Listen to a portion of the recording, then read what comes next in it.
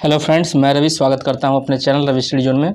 तो दोस्तों, जैसा कि मेरा क्लास चल रहा था बीएम का, तो ये मेरा सेकंड वीडियो है। ठीक है, इसके पहले मैंने एक वीडियो अपने चैनल पे अपलोड कर दिया है। अगर आप लोग नहीं देखा है तो प्लेलिस्ट में जाकर उस वीडियो को भी देख लीजिए। ठीक है, और जो लोग नए हैं वो हमारे चैनल को लाइक, शेयर और सब्सक्राइब जरूर कर दें। ठीक है, तो चलते हैं अपने अगले टॉपिक पे।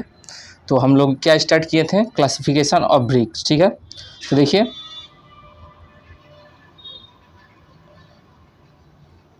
इसमें, देखिए क्लासिफिकेशन ऑफ ब्रिक जो होता है, इसमें मेन रूप से आपका 3 ही होता है, लेकिन और भी कुछ इंपॉर्टेंट ब्रिक है जिसके बारे में हम लोग देखेंगे। ठीक है, तो देखिए पहला होता है आपका फर्स्ट क्लास ब्रिक। ठीक है, तो इस ब्रिक की क्या विशेषता है, तो देखिए क्या लिखा हुआ है इसमें।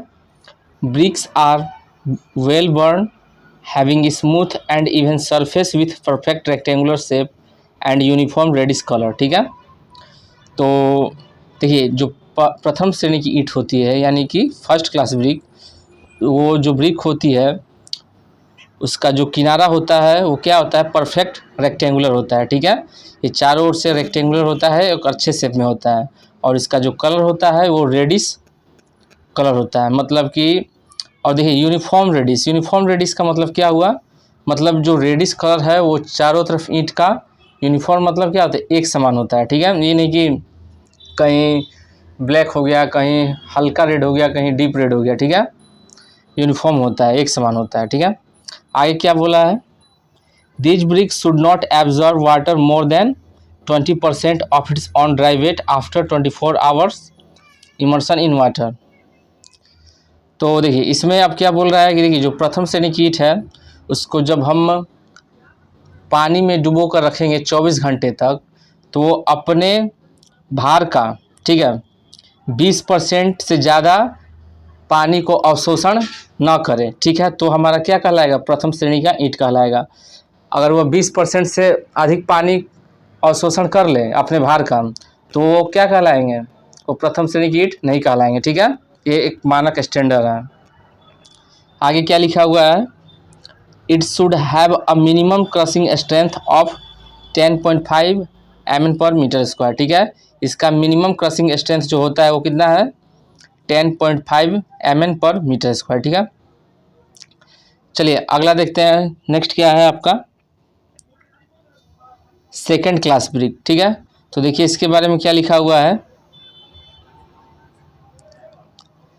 These bricks are slightly over burned having rough surface and not perfectly rectangular in shape. ठीक है, तो जो सेकंड क्लास ब्रिक होते हैं उनका जो शेप होता है वो परफेक्टली रेक्टेंगुलर शेप नहीं होता है। ठीक है, मतलब उनका किनारा जो होता है परफेक्ट रेक्टेंगुलर के रूप में नहीं रहता है। आगे क्या है, brick should not absorb water more than 22% of its own dry weight. ठीक है, तो क्या कह रहा है इसमें, देखिए प्रथम श्रेणी की ईंट थी जिसको 24 घंटे तक पानी में डुबो कर रखने से वो अपने भार का, मतलब जो सूखी अवस्था में जब है वो उतने उस भार का 20% से अधिक पानी ना अवशोषित करे। ठीक है, तो वह प्रथम श्रेणी की ईंट है। और वही जो है सेकेंड क्लास ब्रिक में क्या होता है, 22%। ठीक है, of its own dry weight, मतलब कोई ईंट है अभी पानी में नहीं भिगोए हैं 24 घंटा तक, तब का भार का वो 22% तक वेट अवशोषित कर सकता है। ठीक है, और उससे अधिक हुआ तो वो सेकंड क्लास ब्रिक की श्रेणी से भी खत्म हो जाएगा। ठीक है, तो ये याद रहेगा, पहला जो होता है फर्स्ट क्लास ब्रिक का 20%, सेकंड क्लास ब्रिक का 22%, और थर्ड क्लास ब्रिक का क्या होता है, the brick are not properly burn. जो थर्ड क्लास ब्रिक होता है वो अच्छी तरह से पका नहीं होता है। ठीक है, brick not absorb water more than 25% of its dry. ठीक है, अब जो थर्ड क्लास ब्रिक है वो 25% अपनी सूखी अवस्था में जो भार है उसका 25% से अधिक पानी अवशोषित नहीं करता है जब उसको 24 घंटे तक पानी में हम रखते हैं। ठीक है, ये हो गया तीनों क्लासिफिकेशन आपका, क्लासिफिकेशन ऑफ ब्रिक्स में आपका ये मेनली यही 3 होता है। ठीक है, अब देखिए कुछ और भी इम्पोर्टेंट ब्रिक है उसके बारे में देखते हैं, जहाँ से क्वेश्चन अक्सर पूछे जाते हैं। तो देखिए एक होता है जामा ब्रिक। ठीक है, तो ये ब्रिक क्या होता है, brick are overburnt with irregular shape, ठीक है। जब जो ब्रिक है वो अधिक पक जाती है, ओवरबर्न, ठीक है, विथ इरेगुलर शेप, और इसका जो शेप होता है वो इरेगुलर होता है, मतलब रेगुलर नहीं होता है, रेक्टेंगुलर शेप नहीं होता है, इरेगुलर शेप होता है, टेढ़ा हो जाता है, ठीक है। Brick are dark bluish in colour, और इसका कलर क्या होता है, डार्क ब्लूइश, मतलब कि गाढ़े ब्लू टाइप का डार्क ब्लूइश कलर होता है, ठीक है। चलिए आगे देखते हैं नेक्स्ट क्या है। कुछ पॉइंट्स दिया गया है नोट में, उसको देख लीजिए। Standard size of bricks are 19 centimetre into 9 centimetre into 4 centimetre, ठीक है, और 19 centimetre into 9 centimetre into 9 centimetre, ये स्टैंडर्ड साइज ऑफ ब्रिक है, ठीक है। देन सेकंड पॉइंट क्या लिखा हुआ है, specific gravity of brick is about 2, ठीक है, जो ईंट है उसका स्पेसिफिक ग्रेविटी कितना होता है, तो 2 होता है। थर्ड पॉइंट क्या है, number of bricks required for 1 cubic metre of brick masonry are 500, ठीक है। तब देखिए इसमें क्या बोला है, number of bricks required for 1 cubic metre of brick masonry, कहने का मतलब कि 1 क्यूबिक मीटर हम ईंट चिनाई करेंगे तो उसमें हमको 500 ईंट की ज़रूरत होती है, ठीक है। तो फर्स्ट क्लास की ब्रिक पढ़ लिए, सेकंड क्लास ऑफ ब्रिक पढ़ लिए, थर्ड क्लास ऑफ ब्रिक और झामा ब्रिक पढ़ लिए, ठीक है। अब देखिए 4 ब्रिक हो गया, अब है पांचवा आपका special brick, some special brick, ठीक है। तो चलिए इसके बारे में देखते हैं। तो इसमें पहला है आपका स्क्विंट ब्रिक, ठीक है। तो ये क्या होता है, this brick are used in construction of acute and obtuse squint quoins, ठीक है। तो ये क्या लिखा हुआ है, this brick are used in the construction of acute and obtuse squint quoins, मतलब देखिए एक्विट का मतलब क्या होता है 90 डिग्री से कम, और ऑब्टूज का मतलब क्या होता है 90 to 180 तक होता है, ठीक है। उस तरह का कोन, अगर ईंट का कोन वाला चाहिए, मतलब जो ईंट है उसका एंगल में हो, किनारा उसका एंगल में हो, तो वह क्या कहलाता है, स्क्विंट ब्रिक कहलाता है, ठीक है। बहुत सारे कंस्ट्रक्शन होते हैं जहाँ पर हमको ईंट को सीधा रेक्टेंगुलर शेप में ज़रूरत नहीं होती है, उसको एंगल में रखना होता है, कहीं डिजाइनिंग करना हो तो, ठीक है। तो ये स्क्विंट ब्रिक हो गया। दूसरा क्या है, पेविंग ब्रिक्स, ये आपके क्या है, पेविंग ब्रिक्स। तो इसमें क्या होता है, this brick are extensively used for street pavements, stable floors and garden wall etc, ठीक है। तो पेविंग ब्रिक्स में क्या होता है, this brick are extensively use for street pavement, जो हमारा स्ट्रीट रोड होता है, जो स्ट्रीट रोड समझते हैं ना, वही उसमें हम लोग क्या करते हैं, पेविंग ब्रिक्स का प्रयोग करते हैं। स्टेबल फ्लोर हुआ, गार्डन वॉल हुआ, ठीक है। थर्ड क्या है आपका, round brick, this brick are used for circular pillar, ठीक है। जब आपका कोई पिलर है, ठीक है, मान लीजिए पिलर है, सर्कुलर है, ठीक है, तो यहाँ पर हम क्या करेंगे, राउंड ब्रिक का प्रयोग करेंगे, ठीक है। आगे देखिए नेक्स्ट क्या है, परफोरेटेड एंड होलो ब्रिक्स, ठीक है। अब इस ब्रिक में क्या लिखा हुआ है, brick used for partition wall और पैनल वॉल इन मल्टी स्टोरेड बिल्डिंग, ठीक है। तो देखिए कंफ्यूज नहीं होना है, ऑप्शन के हिसाब से चलना है, ठीक है। तो देखिए स्पेशल ब्रिक में आप लोग को क्या क्या पढ़ना है, squint bricks, paving bricks, round bricks and perforated and hollow bricks, ठीक है। तो स्क्विंट ब्रिक पता चल गया, जहाँ कहाँ हम यूज करते हैं, जहाँ पर हमको जो आवश्यकता होती है कंस्ट्रक्शन, जहाँ एक्विट और ऑब्टूज स्क्विंट क्यून्स मतलब किनारा होता है, क्वीन, ठीक है। और सेकंड क्या है, paving bricks, these bricks are extensively used for street pavements, ठीक है। पेविंग ब्रिक्स का हम प्रयोग करते हैं स्ट्रीट पेवमेंट में, स्टेबल फ्लोर में और गार्डन के दीवार पे, ठीक है। राउंड ब्रिक का हम यूज करते हैं सर्कुलर पिलर में, और जो हमारा परफोरेटेड एंड होलो ब्रिक्स है इसका हम यूज करते हैं पार्टीशन वाल और पैनल वाल में, ठीक है। विभाजक दीवार इसका हिंदी होता है, ठीक है, इन मल्टी स्टोरेज बिल्डिंग। चलिए अब देखते हैं नेक्स्ट क्या है आपका, रिफ्रैक्टरी ब्रिक, ठीक है। तो इसके बारे में देख लिया जाए थोड़ा सा,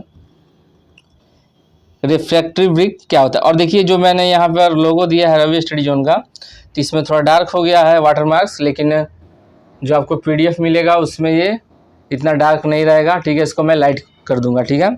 तो चलिए देखते हैं क्या है refractive brick. A good refractory brick should have the capability of withstanding high temperature and low coefficient of thermal expansion and contraction। ठीक है, तो कुल मिलाकर रिफ्रैक्टरी ब्रिक के बारे में क्या बोल रहा है। और गुड रिफ्रैक्टरी ब्रिक मतलब कि एक अच्छा जो रिफ्रैक्टरी ब्रिक होता है should have the capability of with standing high temperature, उसकी क्षमता होती है कि वो कैपेबल हो, क्या कैपेबल का मतलब क्या होता है, क्षमता हो विथ स्टैंडिंग हाई टेम्परेचर मतलब अधिक जो टेम्परेचर जहाँ पर भट्ठी होता है, ठीक है, या फिर कोई भी वह जगह जहाँ पर टेम्परेचर हाई हो वहाँ पर हम इस ब्रिक का यूज करते हैं ताकि वो कैपेबल हो वहाँ पर सह सके उस जगह को, ठीक है। And low coefficient of thermal expansion, ठीक है, और इसका थर्मल कोफिशिएंट क्या होता है, लो होता है। एंड कॉन्ट्रैक्शन, कॉन्ट्रैक्शन मतलब खिंचाव और एक्सपेंशन मतलब खिंचाव और कॉन्ट्रैक्शन मतलब सिकुड़ना, ठीक है, वही इसके क्या होता है, लो होता है। ताकि मान लीजिए हाई रहेगा तो तुरंत एक्सपेंड कर जाएगा फिर सिकुड़ जाएगा। तो कुल मिलाकर इसका कोफिशिएंट लो कोफिशिएंट होता है दोनों का, एक्सपेंशन का भी और कॉन्ट्रैक्शन का भी। एक्सपेंशन मतलब खिंचाव और कॉन्ट्रैक्शन मतलब सिकुड़ना, ये दोनों रिफ्रैक्टरी ब्रिक का मिनिमम होता है, ठीक है। एंड क्या होता है, ये capable of with standing high temperature, ये अधिक टेम्परेचर के साथ खड़ा रह सकता है मतलब सह सकता है, कैपेबल रहता है वहाँ पर यूज़ के लिए, ठीक है। आई थिंक ये टॉपिक भी क्लियर हो गया होगा रिफ्रैक्टरी ब्रिक। चलिए नेक्स्ट देखते हैं क्या है, टाइप ऑफ रिफ्रैक्टरी ब्रिक, ठीक है। अब देखिए रिफ्रैक्टरी ब्रिक में भी 3 प्रकार होते हैं। देखिए एक तो आपको ओवरऑल मैं थोड़ा थोड़ा जानकारी दे रहा हूँ हर टॉपिक के बारे में, और इसके बाद में मैं हर टॉपिक से क्वेश्चन जैसे आते हैं उस टॉपिक को भी डिटेल से एक्सप्लेन करूँगा, ठीक है। तो इतना जल्दी बीएम ख़त्म होने वाला नहीं है, बीएम सिटी और बीसीएमई तीनों कंबाइन में कराने वाला हूँ क्योंकि एक दूसरे से ये रिलेट हैं, ठीक है, बीएम सिटी और बीसीएमई। चलिए आगे देखते हैं।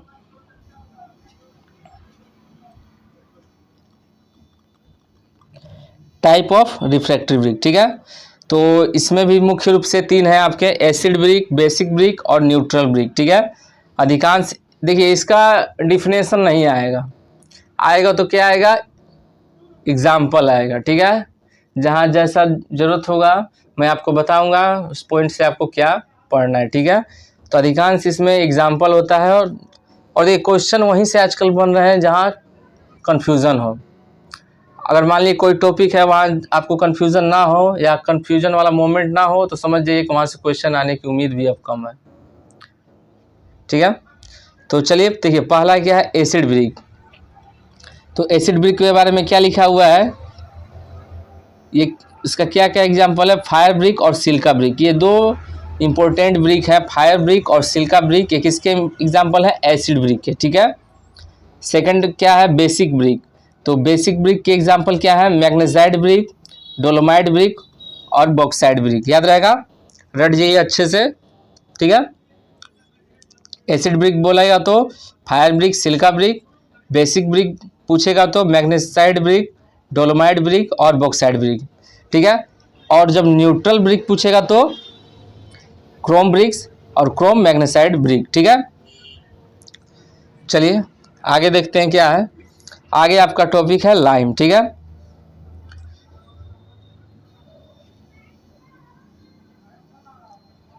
तो देखिए पहला पॉइंट क्या है आपका, क्विक लाइम। क्विक लाइम क्या होता है, ठीक है, lime obtain after the calcination of pure limestone, ठीक है। जो आपका प्योर लाइमस्टोन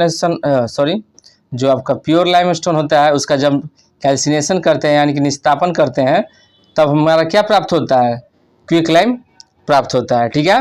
वही लिखा गया है, lime obtain after the calcination of pure limestone. जो आपका प्योर लाइमस्टोन होता है उसका जब हम निस्तापन करते हैं तो हमारा क्या फाइंड होता है, क्विक लाइम, ओके। चलिए आगे देखते हैं। दूसरा क्या है, सिलेक्ट लाइम और हाइड्रेटेड लाइम। देखिए कन्फ्यूजन होता है, कहीं सिलेक्ट लाइम लिख देगा कहीं हाइड्रेटेड लाइम लिख देगा, तो दोनों एक ही है, ठीक है। तो ये क्या होता है, ये कैसे बनता है, तो formed by the absorption of water bye quick lime, ठीक है। मान लीजिए क्विक लाइम है CaO, ठीक है। क्विक लाइम में क्या होता है, जब आप इसको H2 से कांटेक्ट कराएंगे, ठीक है, तो आपका क्या बनेगा, यही आपका सिलेक्ट लाइम बनेगा और हाइड्रेटेड लाइम बनेगा। वही लिखा है formed by the observation of water bye quick lime. जो क्विक लाइम है और जो वाटर को एब्जॉर्ब करेगा तो आपका सिलेक्ट लाइम और हाइड्रेटेड लाइम का निर्माण करेगा। ठीक है, चलिए आगे देखते हैं आगे क्या है। The process of chemical combination of quick lime with required quantity of water is known as slaking. ठीक है, अब स्लैकिंग एक वर्ड है, वो क्या होता है? The process of chemical combination of quick lime with required quantity of water. तो वही देखिए इसमें क्या बोला है, जब आपका क्विक लाइम है, ठीक है, देखिए स्लैकिंग से ही सिलेक्ट लाइम होता है। ठीक है, तो इसमें क्या बोला है, केमिकल कम्बिनेशन होता है किसका? Quick lime. क्विक लाइम किसके साथ होता है? वाटर के साथ, उसको हम स्लैकिंग कहते हैं। चलिए आगे देखते हैं नेक्स्ट क्या है। तीसरा है आपका फैट और रिच लाइम। देखिए फैट और रिच लाइम दोनों एक ही है, कंफ्यूज नहीं होना है। तो इसके बारे में क्या लिखा हुआ है, इट हैज़ हाई CaO यानी कि calcium oxide up to 95% content and can set and become hard only in the presence of carbon dioxide from the atmosphere. ठीक है, तो कुल मिलाकर ये क्या बोल रहा है, जो आपका फैट और रिच लाइम होता है उसमें कैल्शियम ऑक्साइड की मात्रा 95% होती है, and can set and become hard. ठीक है, और ये सेट और हार्ड होता है कब? Only in the presence of CO2 from the atmosphere. ठीक है, समझ में आया? सेट और हार्ड कब होता है फैट और रिच लाइम? जब वह कार्बन डाइऑक्साइड के संपर्क में आता है जो कि हमारे एटमोसफेयर पे है। ठीक है, ओके, चलिए आगे देखिए। Hydraulic lime, lime which has a small quantity of silica, alumina and iron oxide which are in the chemical combination of with calcium oxide। ठीक है, अब देखिए हाइड्रोलिक लाइम क्या होता है, कैसे बनता है? तो वह lime which has a small quantity of silica. ठीक है, जब कोई लाइम है जिसमें स्मॉल क्वांटिटी ऑफ सिलिका है, ठीक है, मान लीजिए ये सिलिका हो गई, ठीक है, ये एल्यूमिना हो गया और ये आपका आयरन ऑक्साइड हो गया। ठीक है, वही लिखा हुआ है lime which has a small quantity of silica, alumina and iron oxide are in chemical combination with calcium oxide. जब ये लोग क्या करेंगे, ये तीनों क्या करेंगे, केमिकल कम्बिनेशन यानी कि रासायनिक प्रतिक्रिया करेंगे किसके साथ? कैल्शियम ऑक्साइड के साथ। वही लिखा है कैल्शियम ऑक्साइड के साथ, यानी कि तीनों मिलकर जब रासायनिक प्रक्रिया करेंगे, केमिकल कम्बिनेशन करेंगे किसके साथ? CaO कैल्शियम ऑक्साइड के साथ, देन क्या फॉर्म करेंगे? हाइड्रोलिक लाइम बनाएंगे। ठीक है, आई थिंक क्लियर हो गया होगा अभी। अब देखिए जो हाइड्रोलिक लाइम होता है मेनली 3 तरह के होते हैं। ठीक है, इसमें से भी क्वेश्चन बनता है, तो कोई भी पॉइंट छोड़ना नहीं है, हल्का हल्का सबके बारे में बताऊंगा और इसका डीप में भी बताऊंगा। ठीक है, इतना जल्दी BM ख़त्म नहीं होगा। मान लीजिए कि पहले ही डीप में बताने लगे तो थोड़ा दिक्कत होगी, उसके बारे में पहले ABCD बता दे रहे हैं, उसके बाद कैसे क्वेश्चन बनेगा, कितना क्वेश्चन आएगा, हार्ड आएगा, सब क्वेश्चन कराना है, उसके बारे में पहले आपको अच्छे से बता दिया जाए। ठीक है, चलिए देखिए हाइड्रोलिक लाइम के बारे में क्या लिखा हुआ, इट हैज़ 3 ग्रुप्स। ठीक है, इसका 3 ग्रुप है, इट हैज़ 3 ग्रुप्स। इसमें पहला क्या है, फ्रेवली हाइड्रोलिक लाइम, दूसरा क्या है, मॉडरेटली हाइड्रोलिक लाइम, तीसरा क्या है, एमिनेंटली हाइड्रोलिक लाइम। ठीक है, अब देखिए इसमें मेनली देखिए जो पूछेगा वही मैं बताऊंगा, और एक्स्ट्रा कुछ आ गया तो उसको मैं ऐड कर दूंगा। ठीक है, अब देखिए जो पहला वीडियो हम बनाए थे तो उसमें कुछ वर्ड में मिस्टेक हुआ था, तो उसको मैंने सही कर दिया है। ठीक है, PDF तो बन रहा है, साथ में मैंने उसको ऐसे सेव किया है कि मान लीजिए कुछ ऐड करना हो, करेक्ट करना हो तो मैं उसको कर दे रहा हूँ। ठीक है, तो जो मिस्टेक था मैंने उसको सही कर लिया है ताकि आपको दिक्कत ना हो। ठीक है, चलिए आगे देखते हैं नेक्स्ट क्या है। सॉरी, उसी में आपका परसेंटेज मेनली इसमें इम्पोर्टेंट है। तो देखिए जो हमारा पहला होता है फ्रीवली हाइड्रोलिक लाइम, इसकी मात्रा होती है 5 से 10%। ठीक है, मॉडरेटली हाइड्रोलिक लाइम इज 10 से 25%, और एमिनेंटली हाइड्रोलिक लाइम इसमें है 25 से 30%। ठीक है, चलिए आगे देखते हैं। एक है आपका पुअर और लीन लाइम। ठीक है, चलिए उसके बारे में देख लीजिए क्या है ये। Lime contain more than 30% of clay impurities in the form of silica, alumina and iron oxide. ठीक है, तो देखिए नाम में कंफ्यूज नहीं होना है, पुअर और लीन लाइम दोनों एक ही हैं, इतना याद रखना चाहिए, ठीक है। तो ये क्या होता है, तो lime contain more than 30% of clay impurities, ठीक है। ये जो लाइम है इसमें मुख्य रूप से 30% जो होता है वो क्ले इम्प्योरिटी होता है, और जो क्ले इम्प्योरिटी होता है किसके फॉर्म में होता है, सिलिका, एल्युमिनिया और आयरन ऑक्साइड के फॉर्म में क्ले इम्प्योरिटी होता है, वो 30% होते हैं, ठीक है। वही हमारा क्या कहता है, पुअर और लीन लाइम कहलाता है। ओके, चलिए आगे देखिए, आगे सीमेंट टॉपिक है आपका, ठीक है। तो चलिए सीमेंट के बारे में देख लीजिए कुछ। The word cement usually means Portland cement. देखिए सीमेंट का मेनली मुख्य रूप से हम पोर्टलैंड सीमेंट को ही कहते हैं, क्योंकि पोर्टलैंड सीमेंट ही हमारा यूज होता है, ठीक है, अक्सर हर जगह, ठीक है। मेनली पोर्टलैंड सीमेंट का ही हर जगह यूज होता है, इसलिए सीमेंट का इसमें डिफाइन किया गया है। Used in civil engineering works which sets well under water, hardens quickly and attain strength, ठीक है। तो क्या बोला है, the word cement usually means Portland cement.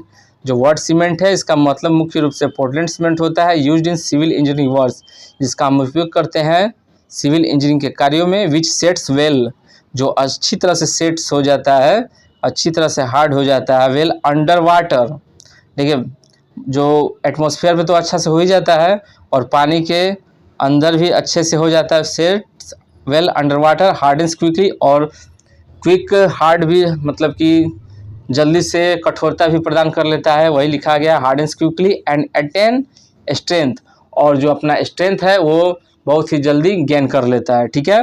That is the property of cement and is also called cement, ठीक है।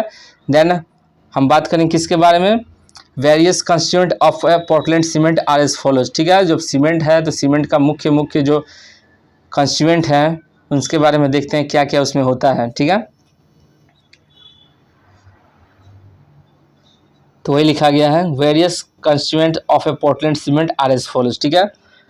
अब देखिए ब्रिक में हम लोग पढ़ रहे थे, तो ब्रिक में क्या था, अल्मुनिया की मात्रा 17 से 25% थी। जहाँ कन्फ्यूजन होता है वही बता रहे हैं, ब्रिक में अल्मुनिया की मात्रा 17 से 25%, लेकिन यहाँ पर अल्मुनिया की मात्रा 6% है, ठीक है। तो इस बात को याद रखिएगा। तो चलिए देखिए इसमें क्या है, various constituent of Portland cement में लाइम इसमें होता है 63%, सिलिका होती है 22%, और एल्यूमिनिया होती है 6%, आयरन ऑक्साइड 3%, मैग्नीशियम ऑक्साइड 2.5%। ये तो इम्पोर्टेंट है, इसको रट जाइए, याद कर लीजिए अच्छे से। सल्फर ट्राइऑक्साइड देखिए यहाँ पे 1.5% होगा, ठीक है, 15 नहीं होगा, 1.5% होगा, 1.5, ठीक है। Sulphur trioxide 1.5%, low of ignition 1.5%, और अल्कालीज है 0.5%, ठीक है। तो इसको भी मैं एडिट कर दूंगा, ठीक है। जो पीडीएफ मैं आपको सेंड करूंगा उसमें ये सब मिस्टेक नहीं होगा, मैं आपको सब एडिट करते जाऊंगा, सब करेक्ट कर दूंगा, ठीक है। चलिए आगे देखते हैं क्या है, lime, silica and iron oxide. जो हमारा लाइम, सिलिका और आयरन ऑक्साइड होता है, ये लाइम, सिलिका और आयरन ऑक्साइड ये क्या करता है, गिव स्ट्रेंथ टू सीमेंट, ये सीमेंट को स्ट्रेंथ देता है, ठीक है। जबकि अल्मुनिया होता है, ये अल्मुनिया ये क्या करता है, गिव्स क्विक सेटिंग प्रॉपर्टी, ये क्विक सेटिंग प्रॉपर्टी, इसकी मात्रा अधिक होने से सीमेंट क्या होता है, तेजी से जमता है, ठीक है। अब देखिए testing of a Portland cement. और एक बात देखिए, इसमें जो टॉपिक होगा मैंने टॉपिक को नंबरिंग कर दिया है ताकि आपको पता चले कि कुल कितने टॉपिक्स हैं।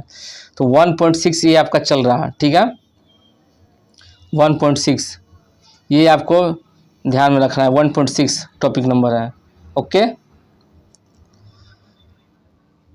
तो चलिए टेस्टिंग ऑफ पोर्टलैंड सीमेंट के बारे में देखा जाए तो कुल मिलाकर इसमें क्या कर रहा है कि टेस्टिंग करना है पोर्टलैंड सीमेंट का, तो कैसे कैसे होता है, ठीक है। तो देखिए पहला आपका फाइनेंस टेस्ट हो गया, ठीक है। दूसरा आपका कंसिस्टेंसी टेस्ट हो जाता है, थर्ड आपका साउंडनेस टेस्ट हो जाता है, फोर्थ आपका टेंसाइल स्ट्रेंथ टेस्ट हो जाता है, फिफ्थ आपका कंप्रेसिव स्ट्रेंथ टेस्ट हो जाता है, ठीक है। तो यही है, चलिए एक एक करके देखा जाए। तो फाइनेंस टेस्ट क्या होता है, test to check the proper grinding of cement, the fineness of cement is tested either by sieve method और एयर परमिएबिलिटी मेथड, ठीक है। तो इसमें क्या बोल रहा है, फाइनेंस टेस्ट क्या है, test to check the proper grinding of cement. देखिए इसका हिंदी होता है सुक्षमता परीक्षण, तो इसमें ये क्या किया जाता है, check the proper grinding of cement.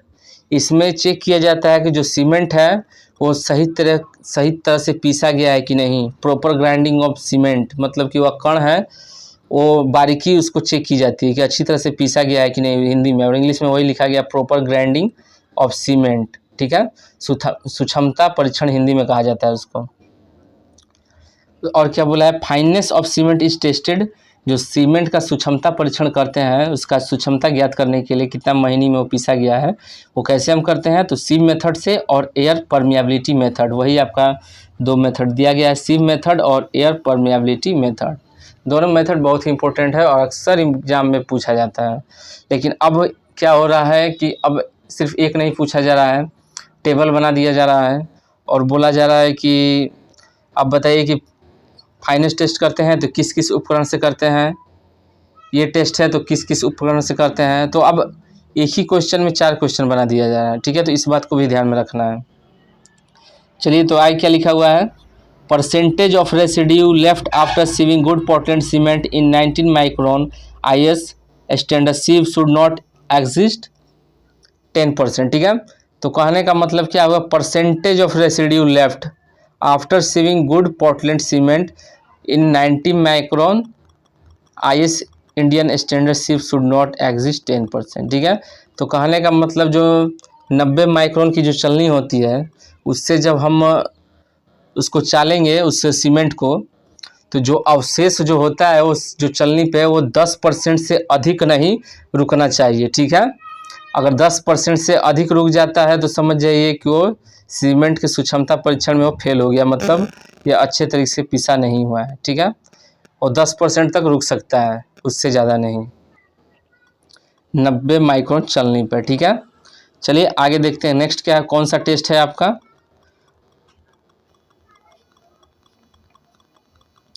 दूसरा है आपका कंसिस्टेंसी टेस्ट।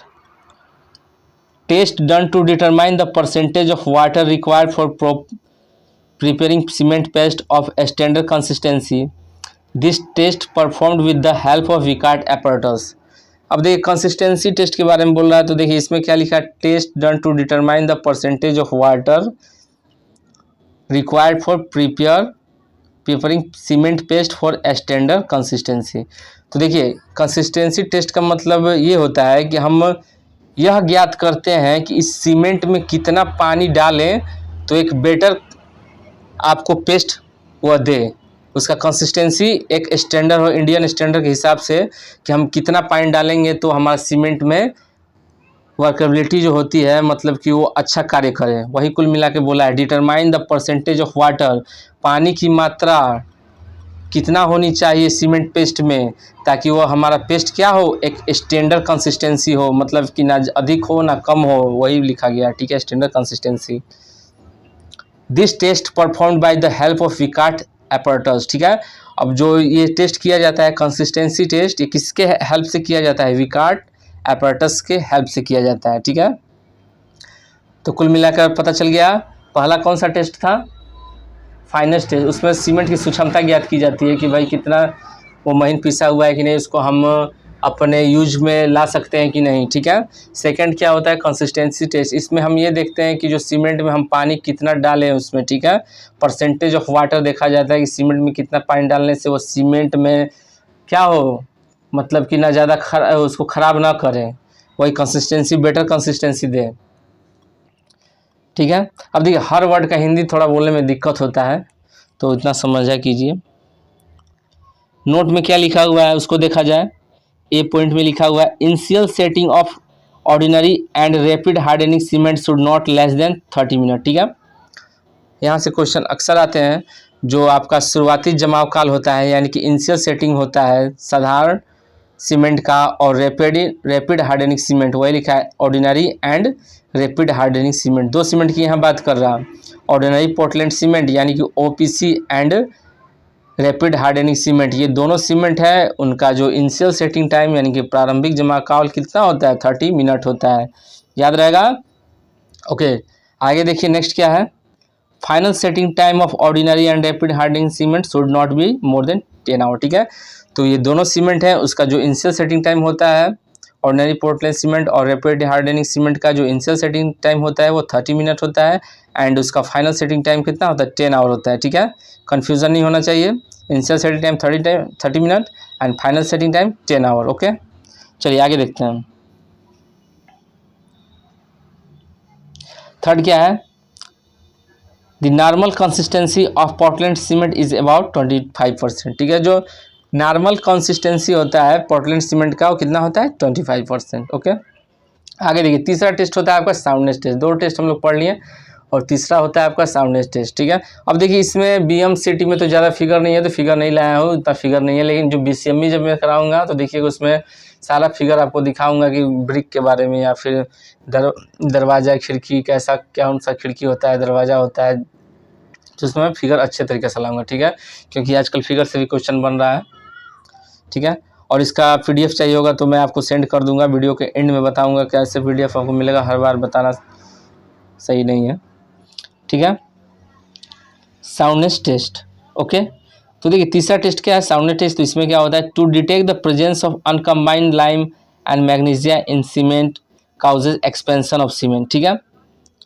तो देखिए जो साउंडनेस टेस्ट होता है वो हम क्यों करते हैं, यह ज्ञात करने के लिए करते हैं कि इस सीमेंट में कितना अनकम्बाइंड लाइम यानी कि मुक्त चूना कितना है और मैग्नीशिया की मात्रा कितनी है। जो क्या करते हैं ये जो मुक्त चूना होता है, अनकम्बाइंड लाइम होता है या फिर मैग्नीशिया होता है, ये क्या करता है, cement causes expansion of cement, cement को क्या करता है बढ़ा देता है, एक्सपेंशन करता है मतलब फुला देता है। मान लीजिए आप सीमेंट यूज कर रहे हैं, इसकी मात्रा अधिक हो गई तो क्या होगा, सीमेंट फूल जाएगा, तो ऐसा क्या होता है ख़राब होने का डर होता है, ठीक है। तो उसी को चेक करने के लिए हम क्या करते हैं साउंडनेस टेस्ट करते हैं। साउंडनेस टेस्ट में क्या होता है, अनकम्बाइंड लाइम यानी कि मुक्त चूना और मैग्नीशिया की मात्रा ज्ञात करते हैं, और ये मुक्त चूना और मैग्नीशिया क्या करता है सीमेंट को फुला देता है, ओके।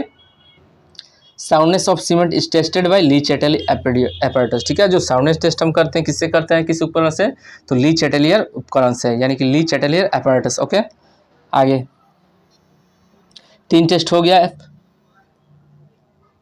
आपका, fineness test, consistency test, soundness test. अब देखिए फोर्थ है आपका टेंसाइल स्ट्रेंथ टेस्ट। और देखिए टेंसाइल स्ट्रेंथ टेस्ट और कंप्रेसिव स्ट्रेंथ से ज़्यादा क्वेश्चन नहीं आता, मुख्य रूप से ऊपर के तीनों से ज़्यादा क्वेश्चन आते हैं, लेकिन चलिए इसके बारे में दोनों के बारे में देख लिया जाए। और जो ये लिखा हुआ है इसको मैं एडिट कर दूंगा, ये लाइट कलर में थोड़ा कर दूंगा, रवि स्टडी जोन जो लिखा हुआ है इसको इतना डीप नहीं रहेगा, मैं इसको लाइट में कर दूंगा, ओके। देखिए जो हमारा टेंसाइल स्ट्रेंथ टेस्ट होता है उसमें क्या किया जाता है, determine the strength of cement, ठीक है। इसमें हम क्या करते हैं स्ट्रेंथ को डिटरमाइन करते हैं, ठीक है, स्ट्रेंथ को डिटरमाइन करते हैं, क्लियर हो गया।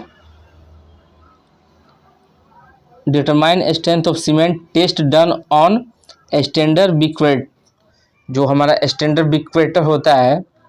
और देखिए स्टैंडर्ड बिक्वेट क्या होता है, आपके मन में अराइज कर रहा होगा क्वेश्चन, तो होता है made of PC and sand motor 1:2 ratio, ठीक है। स्टैंडर्ड बिक्वेट जो होता है वो बनाया जाता है, जो किससे बनाता है, मेड ऑफ PC यानी कि पोर्टलैंड सीमेंट का बना होता है, और उसमें मात्रा कितनी होती है सैंड मोटार की 1:3 का रेशियो में करके उसको बनाया जाता है, किसको, स्टैंडर्ड बिक्वेट को, ठीक है। एवरेज टेंसाइल स्ट्रेंथ जो होता है after 3 day and 7 days of curing should not be less than 2 Newton पर mm² एंड 2.5 न्यूटन पर mm² रेस्पेक्टिवली, ठीक है। तो देखिए जो इसका एवरेज टेंसाइल स्ट्रेंथ होता है वो 3 दिन और 7 दिन का अलग होता है आफ्टर क्यूरिंग, ठीक है, तराई करने के बाद। जो 3 दिन का होता है वो कितना होता है 2 न्यूटन पर mm², और 7 डे का होता है 2.5 न्यूटन पर mm²। इसको भी याद कर लेना है, यहाँ से भी क्वेश्चन बनता है, और ये भी बहुत कन्फ्यूज़न वाला है। 2 कब होगा, जब 3 होगा, 3 दिन का, और 7 दिन का होता है तो 2.5 होता है, ठीक है।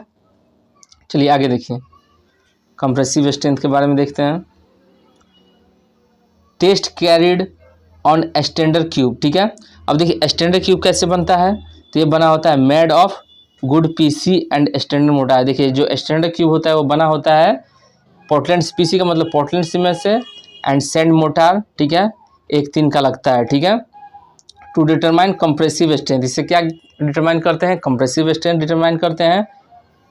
Do determine compressive strength of cement according to IS average, ठीक है, अगला पॉइंट है ये, according to IS average compressive strength of the three cubes should not be less than 11.5 Newton पर mm स्क्वायर एंड 17.5 N पर mm square. ठीक है, तो IS मानक के अनुसार, ठीक है, जो आपका एवरेज कंप्रेसिव स्ट्रेंथ होता है 3 क्यूब का should not be less than 11.5 Newton पर mm square for the 3 days and 17.5 Newton पर mm square for the 7 days। Okay, after curing. ठीक है, आगे हम बात करते हैं मोटार एंड कंक्रीट के बारे में, लेकिन मोटार एंड कंक्रीट के बारे में मैं कल पढ़ाऊंगा। ठीक है, फिलहाल मैं आपको बता दूं इसका PDF कैसे मिलेगा।